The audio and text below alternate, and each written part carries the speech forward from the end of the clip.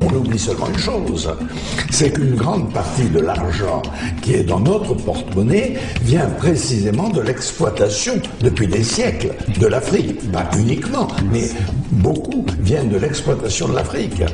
Alors, il faut avoir un petit peu de bon sens, je ne dis pas de générosité, de bon sens, de justice, pour rendre aux Africains, je dirais, ce qu'on leur a pris, d'autant que c'est nécessaire si l'on veut éviter les pires convulsions ou difficultés avec les conséquences politiques que ça comporte.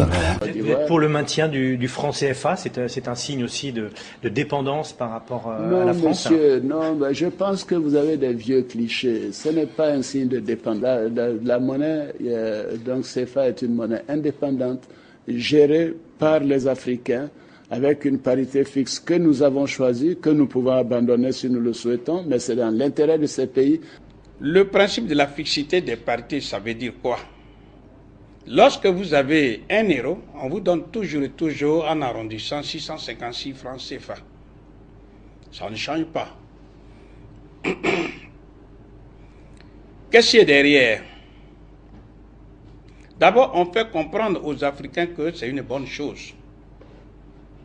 Lorsque le principe de la fixité existe, ça veut dire que vous êtes dépouillé de l'arme monétaire.